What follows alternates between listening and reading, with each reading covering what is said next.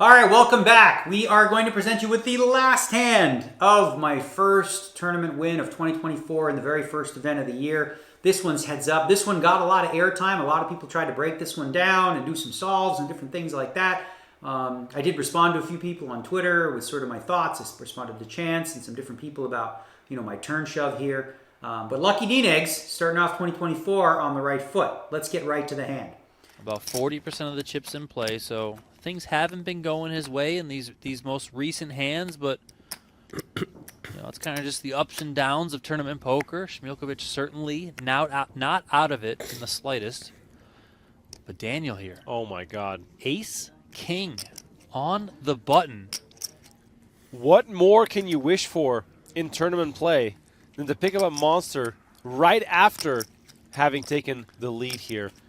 At this point, I am the chip leader. I've made a nice comeback from, being down a good amount in this heads up. I think it was down 5-1 in chips or something like that. I'm dealt the Ace King on the button. Ace of Diamonds, King of Hearts. Again, I said this previously, but you're going to see a lot of limp poker in heads up with a big blind ante, which means you're going to have to limp some of your strong hands. He's going to raise some of his trash. He's going to raise his good hands. So we're going to limp jam here with the Ace King if we can get to that. That was our intention, is to limp raise. I limp. He decides to check back to Jack Deuce of Diamonds. If he had Jack Deuce offsuit, maybe he would have raised here, and then the hand ends pre-flop. During the heads-up portion of the tournament. And Jack 10 rolls off the deck. And Negreanu limped in on the button pre-flop. Smilkovic checked the Jack Deuce. Wow. Smilkovic smashes this flop. Perhaps Negreanu saving grace here that he only has a gut shot at this point. And Negreanu betting here, but likely going to call a check raise.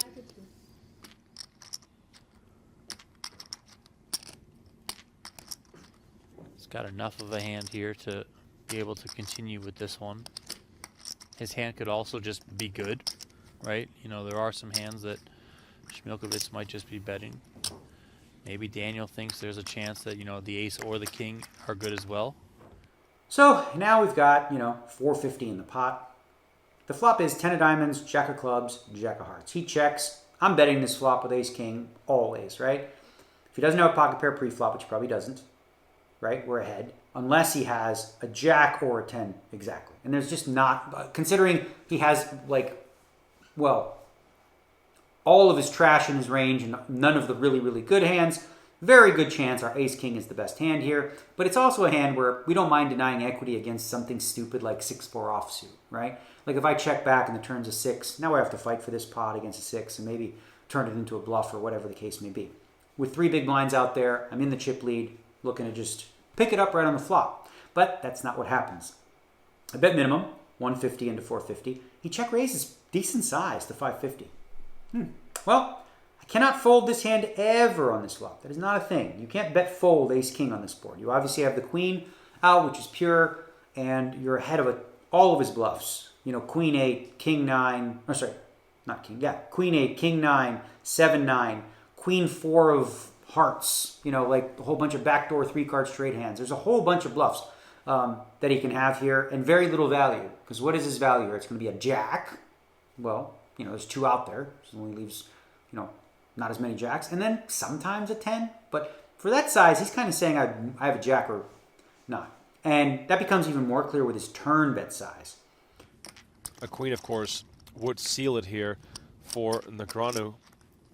There's still, of course, the outside chance that Smilkovic could have hit a full house in that case. But at this point of the hand, a queen is the only card that can save Negreanu.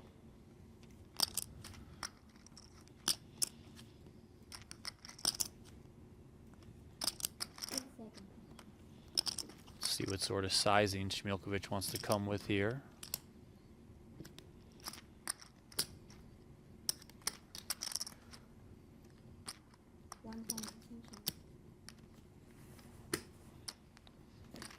Going a little bit larger here. Looks like 1.3.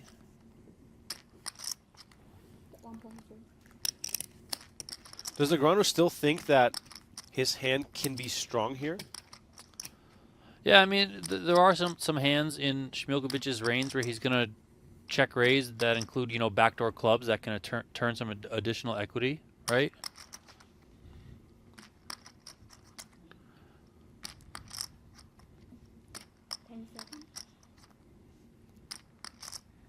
Negreanu is seriously considering something here, facing a bet of 1.3 million. Not too long ago, Negreanu was down to just a few big blinds. Now all of a sudden, contemplating playing an enormous pot here. And we can see that he only has 4 outs against the trips of his opponent. Negreanu, oh wow, he moves all in. Have a jack, you win, probably. Yep. Smilkovic snaps it off. Need a queen. And Daniel Negreanu looking for a queen and a queen only to win this one.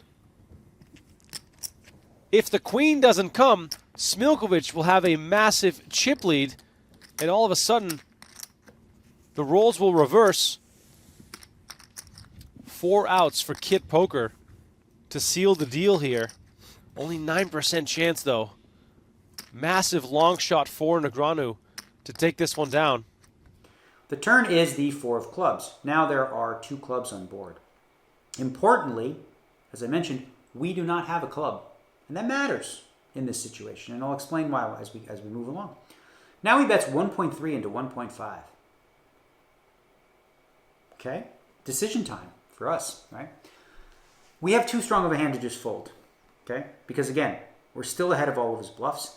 And because, as I said, we don't have a club, we don't block any of his bluffs. So if I had the king of clubs in my hand or the ace of clubs in my hand, that's less combos of potential hands that check raised flop. Like say he had, you know, king 5 of clubs. Well, we know he can't have that because we have the king of clubs. So we unblock his bluffs. And he's going to have a lot of bluffs here. He's going to have the queen 8, he's going to have the king 9, the 8 9, any 2 clubs like queen 3 clubs, all these types of hands for this size. So with that size, now he's fully polarized. This is never a 10. He's not betting almost pot with jacks and 10s, right? He's gonna go smaller if he even bets. He's probably gonna check a lot too. So he's saying, hey man, I got a jack or I got a draw. That's it. I got a hand that turns some equity. So the decision for us is, do we want to call, which is the standard line, you know? And we looked at the solves on this, and I know that, and I knew that as I was thinking about it. What I didn't know about my opponent at this stage was how he would proceed on different rivers. What if the river's an 8? Is he going to bluff king 9? I wasn't sure. What if it's the 6 of clubs? Is he going to bluff his like queen 8s, his 7 9s? I wasn't entirely sure what I would do. So I factored in 2 things. Number 1, I'm the chip leader. Denying equity, there's a lot of chips out there already. I can do that now and get him to fold all those things. Because if he does have one of those draws, like he's going to be folding a lot of them to my jam on the turn. So I'm not bluffing here, guys. You know, when you think about like, so why would you bluff? I'm not bluffing.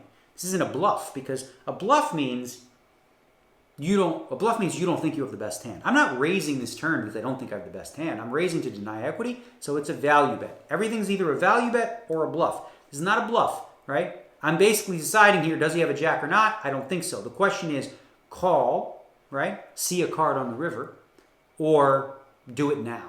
And again, as I said, a solver is going to predominantly call here. You're going to have very little folding, frankly, because of the exact combo that we have. And you're going to have a little bit of jamming the turn. And again, I made significant, I wouldn't say exploit per se, but I made a significant deviation from what I knew to be the right play, which is call. Because again, I wasn't entirely sure how my opponent would deal with check raise flop, bet big turn, and river cards that like put me in a tough spot. So raising the turn at worst would be a marginal mistake, right? Even if it's like not the best, it's still a plus EV play. Whether I jam or whether I call, those are the plus EV plays. Folding would be minus EV. That's the only one that doesn't make sense. So it's between those 2. Now, what I'm avoiding though by jamming turn to some degree is I'm avoiding potentially, and this was my concern, making a really big mistake on the river, right? Like I didn't know what I would do on an 8 or a 6. Like say this river's 8 of diamonds and he jammed. Am I calling? I wasn't sure. I'm still not sure. I think I probably fold the 8. What if it's the 6 of clubs, right? Am I calling that? Am I folding that? What if it's just a deuce? You know, then I'm probably calling for sure, because, the draw is missed and whatnot. But I was really unsure of how he would proceed. So in order to avoid that situation, I took a spot where I know the only mistake is fold. I know you're like, he had 3 jacks. How can you call?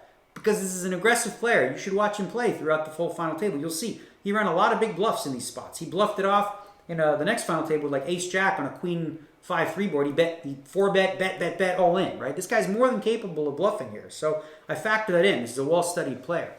So again, because I wasn't sure how he would necessarily react to the rivers, I took a spot where, again, folding was never going to happen.